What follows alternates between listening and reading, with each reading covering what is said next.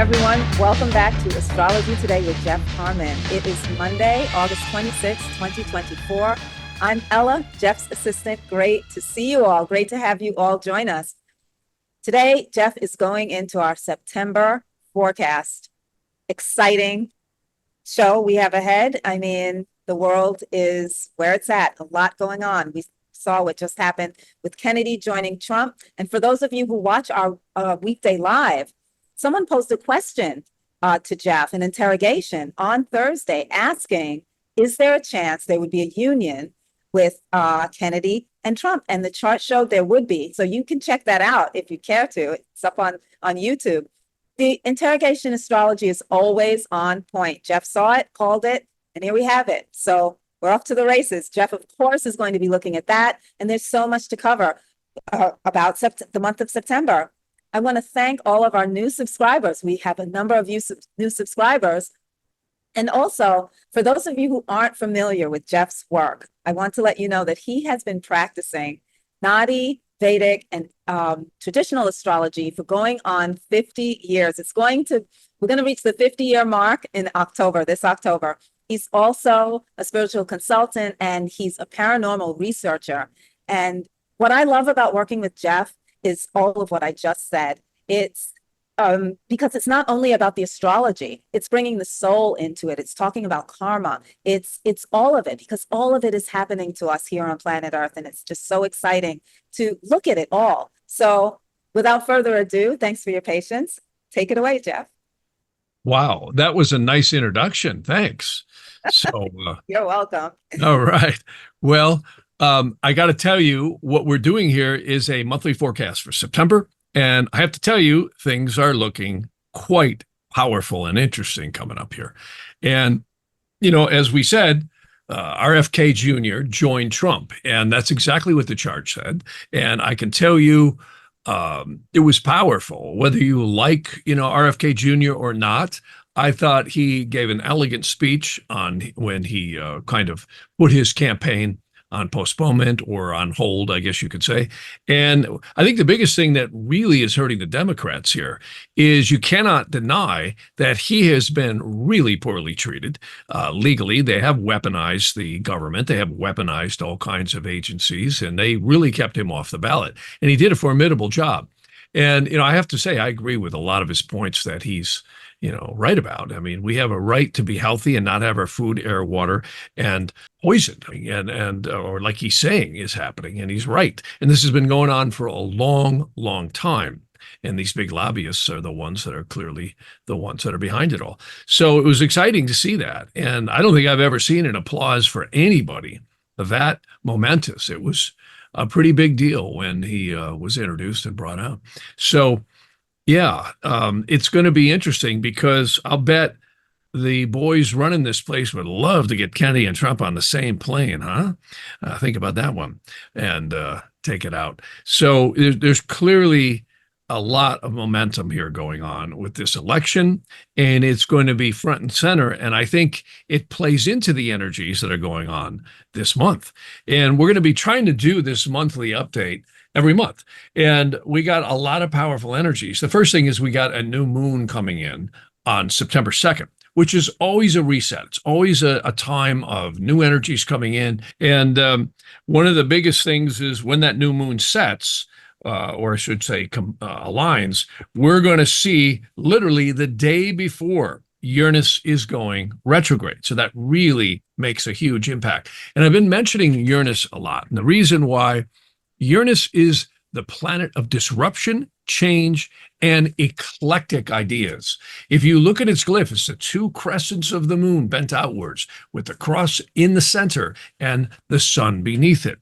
Very powerful, because Uranus always brings disruption and change, and it also brings rebellion against suppression and tyranny. And Uranus crossed into Caput Algo right when all this assassination attempt happened on Trump, and we saw a lot of disruption in the Middle East. The attacks on Hamas and Israel were really heightening right then.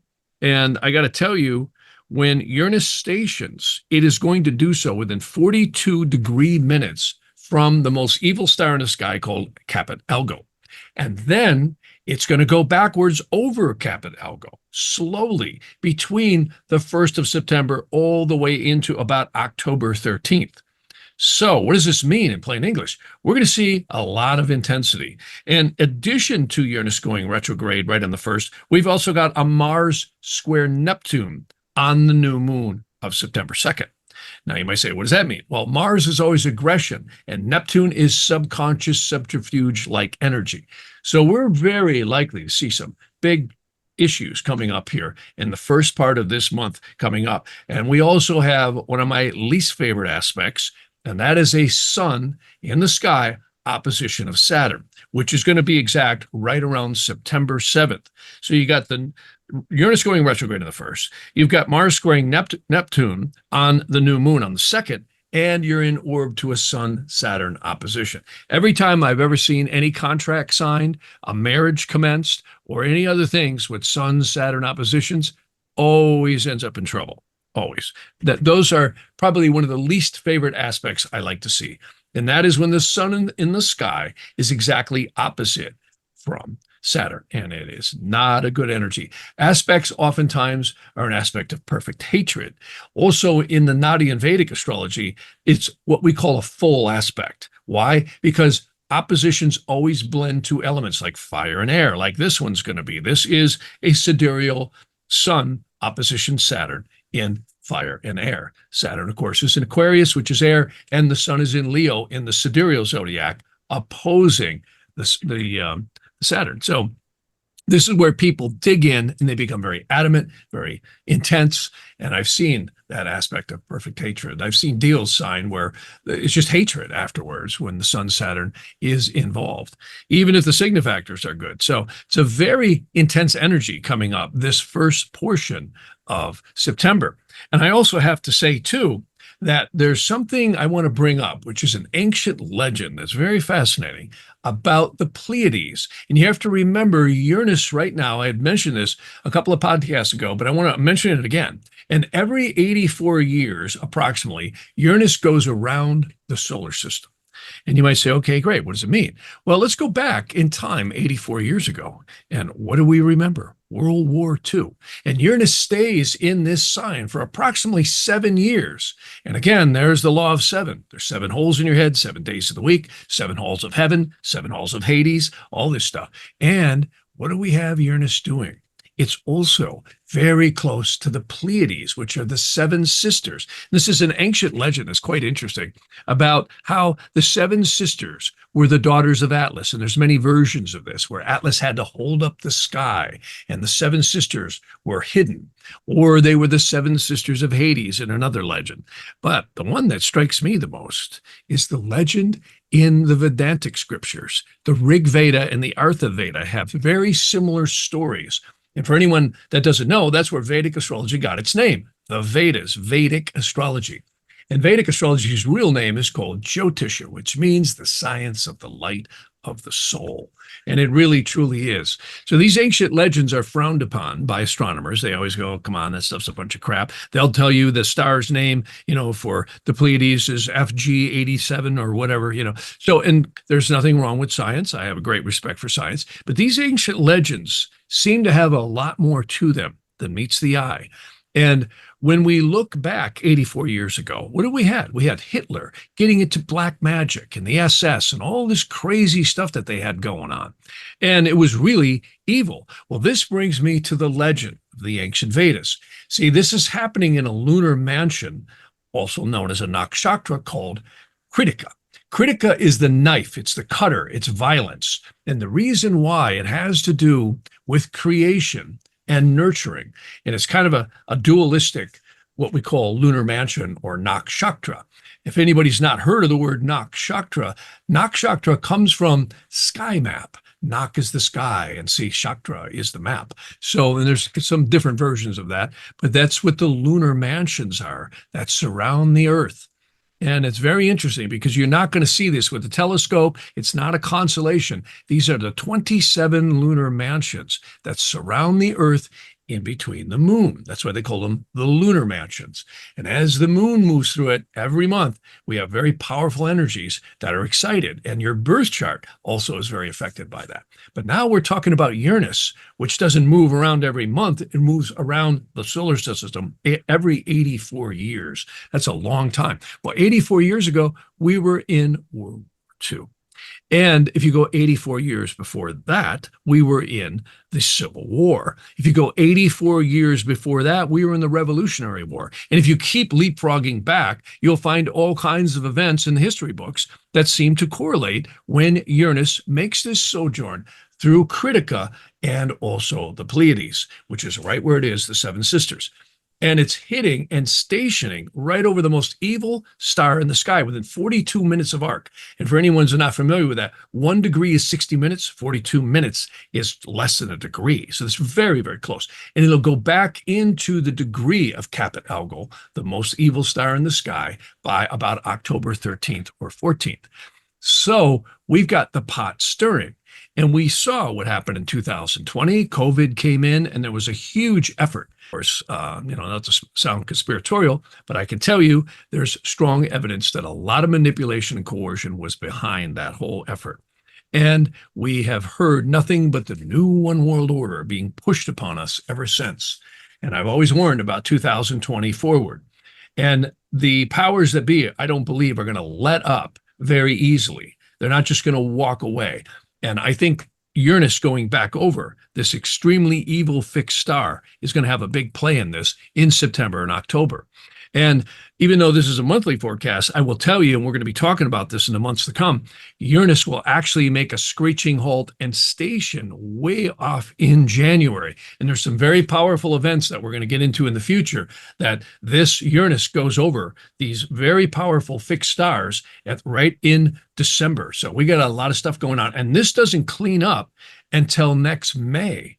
And I got to tell you, see, Uranus is extremely slow. At its top speed, it only moves at about 2.5 minutes per day. So this is really slow. And you're talking outer planets here, and they have a huge effect on life on Earth. So this whole month, I can tell you, is a very dangerous month for the world and for the United States.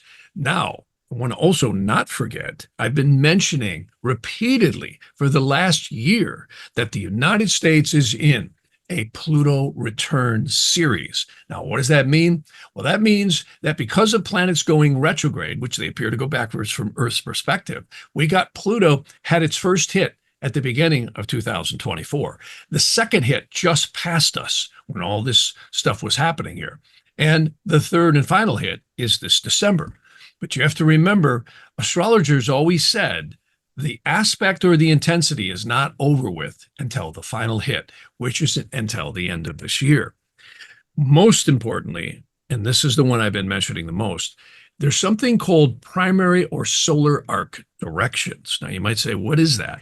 Well, when the Earth rotates, and even for you flat earthers, it's still the cycles of the daily sunrise, noon, sunset, and midnight time that we all experience every single day. So each rotation of the Earth, or cycle of the sun, if you will, is considered a day, right?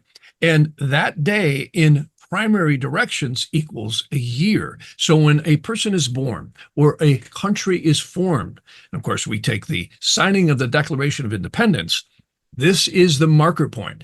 And the United States is 248 years old as of last July, which is just weeks behind us. And that marked its 248th year. Well, the computer extrapolation, you can see here on the screen, primary directed Saturn is about to go over the United States Mars. When? Right about the 10th of September. So not only do we have this Uranus going retrograde over this fixed star, Caput Algol, the most evil star in the sky, called the head of Satan. We've also got the Mars square Neptune on the new moon, and we've also got the Sun-Saturn opposition, all winding up events into the middle of September. And I hope I'm wrong, but if we don't see some events with this, I'm going to really breathe easier, because I'm not one that likes to predict, doom and gloom just to get people to join our channel. But I would say this is a time I'd really protect your families. I'd be on my toes, have extra food and water. This is a time where I'd really be watching it, because if the owners at the top of the pyramid ever wanted to try and do something, the symbolism in the sky says it'd be now. We're in it. And we don't get out of it until next May. Ella, if you remember, we had Chris Bledsoe on a while back. Yeah. Oh, yeah. And Chris was mentioning the same thing, that, he gets a lot of extraterrestrial interaction. Many psychics have been saying the same thing. Cliff High, on and on. All these people have been saying the exact same thing as what I'm seeing in the symbolism of the astrology. Now, may we all be wrong. I would love to be wrong, because usually these events are what we call problem, reaction, solutions. Some big problem happens, there's a huge reaction, and the solution is ushered in. And it's usually war. We could see anything from pandemics, we could see anything to war. We may see both, and calamity. So I hope none of that happens. But if you go back in history, it was usually, and I want to finish this legend about the symbolism of Critica, which is the lunar mansion that was mentioned. And there was a very interesting event that happened, they claimed, in the Vedas, and this is many eons ago, where evil had taken over the earth. And the angels said and appealed that, we said, God, you got to help us. And of course, in the Rig Vedas, it's referred to as Lord Shiva, the creator of the universe. So what happened is Shiva, or God, said, I can't directly interfere in the affairs directly with humans, but I will send you a savior. And in the Vedic legends, the savior was known as Kartikeya, and some people do pronounce that differently. And he said, I will create you a Kartikeya who will be born, and he will be protected by the 7 sisters in the Pleiades. And this is where he was supposedly nurtured and fostered by these 7 wives of these seers known as rishis. And there's different variances of the story.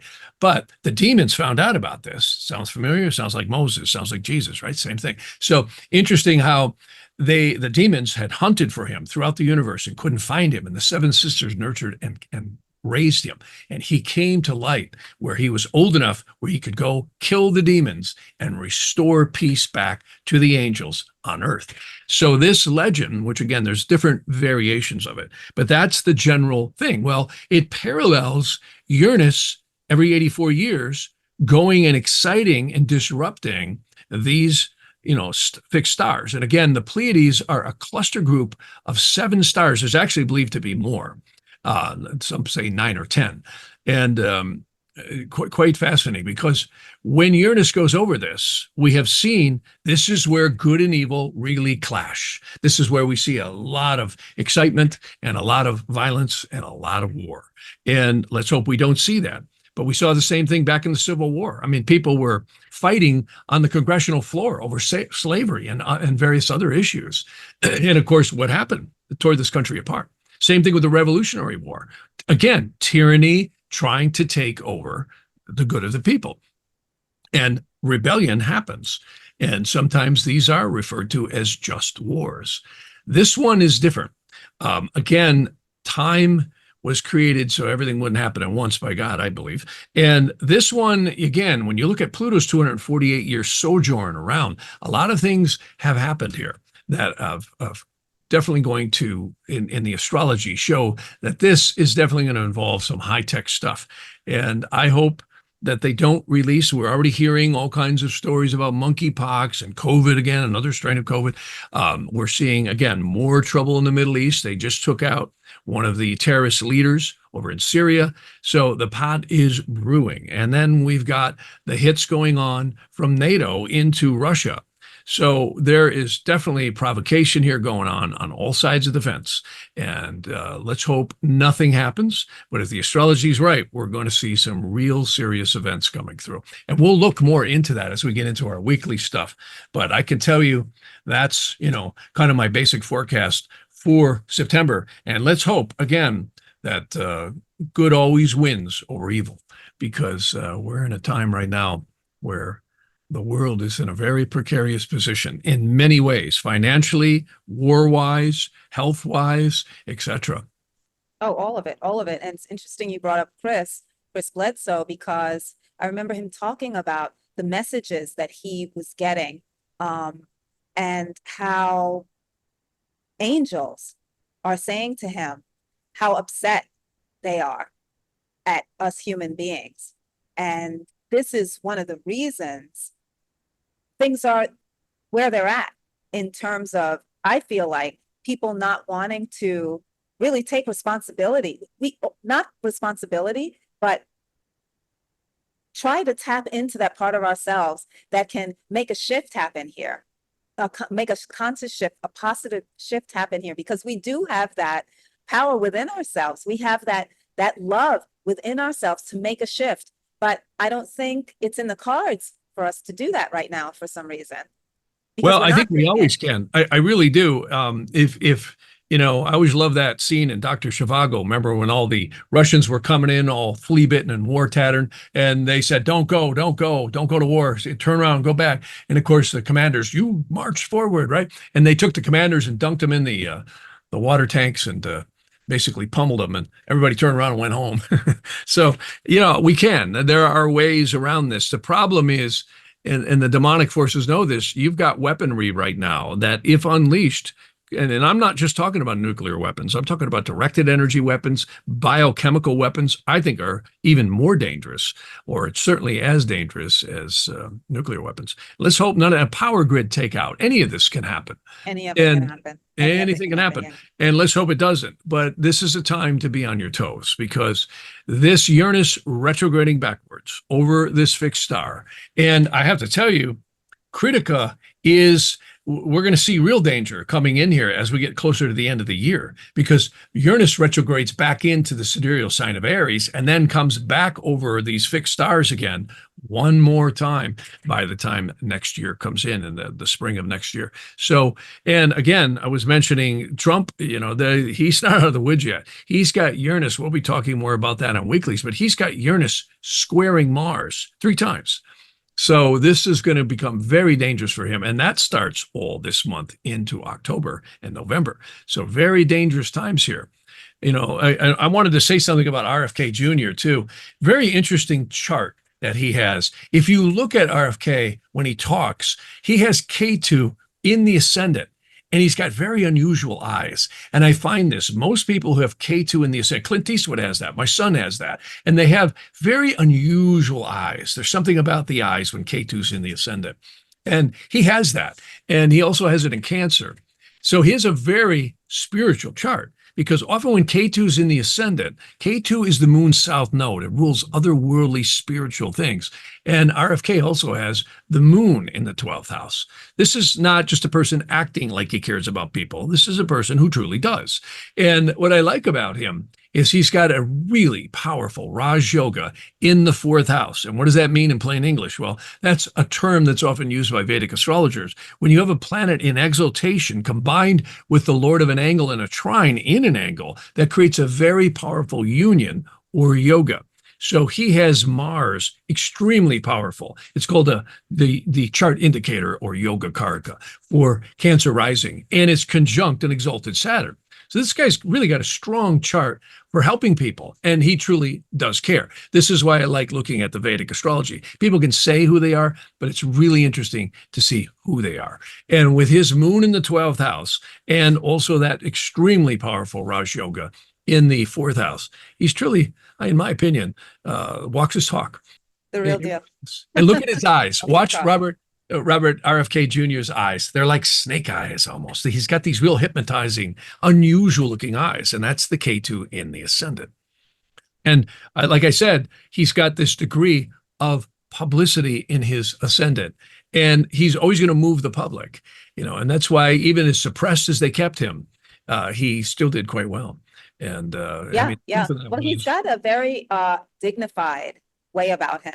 He does. Very dignified, and he really is able to connect with people on many different levels, because if you follow his social media, I mean, you know, he posts videos of himself working out. He posts videos of himself with crows on his shoulder, and Right. rescuing snakes, and also giving amazing speeches talking about the state of the world, and I think a how. lot more people like him than was known publicly until that speech yesterday. I mean, Trump, he literally said, wow. He said, wow. He said, I've never introduced anybody that had that kind of response. I mean, they went just crazy over him.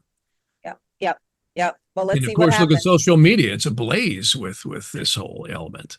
Yeah, very interesting move. It's all going on here on planet Earth. We never know what's going to come up next. Well, let's pray it's not something horrible that kind of would mirror the astrology. So, Well, I'll tell you, that's a good thing you bring up because, there is been many studies done when mass people really pray or they really make intentions, even though we're living in a physical world that we're always used to doing something physical and seeing a result. But thought form elementals exist or emit out of our third eye chakra. If anyone's read The Magus of Strovolos, which if they haven't, that's a book I'd love to throw out of helicopters and have everybody read.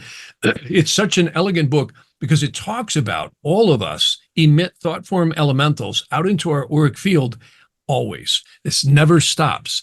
And this is the real gold that we take with us when we exit these bodies. And thoughts do matter. And our intentions, when we go into fear and anger and hatred, if we go into elementals that are strong and courageous and brave and say this is intolerable and we ask for help. It's interesting, this legend that I just talked about here just recently in the podcast here just a few minutes ago regarding that story of Kartikeya, who was created. See, the angels, it's very interesting how thoughts and prayers actually get answered in indirect ways throughout the universe. The whole universe is created by thought. So, again, when we stay strong and you don't take suppression and you stay strong within it and don't go into fear and hatred, there is a lot of power to that. And people, I think, are really getting fed up because they see what's going on. It's very transparent that we are moving towards a socialistic, communistic regime that really wants to destroy the middle class and basically put in digital currency. And that will, among other things, the suppression of, like RFK said, the suppression of free speech is probably not only the most important thing, but it was recognized by the founding fathers as the most fundamental right of humanity. yeah, The right yeah, to express yourself. the right to express yourself. Absolutely. No, the more you look at the Constitution and the Bill of Rights, especially, unbelievably well thought out, extremely so. And it has been attacked systematically by every regime out there. And that's why I think the United States has been under such great attack for the last several years. It's been under attack for closer to 50 years, actually, maybe 60, but or longer. But ever since the 1913 Act was signed in, I think we have been under some pretty severe attack. Yeah, yeah, that's for sure. That's for sure. Well, again, let's say our prayers, pray for the best. Thank you for this, Jeff. Thank you for this forecast. Thank you, everyone, for joining us. We'll see you on our weekly lives, and we've got some other things cooking. We hope to see you there soon, too. Please remember to like and subscribe, and take good care. Have a beautiful week ahead.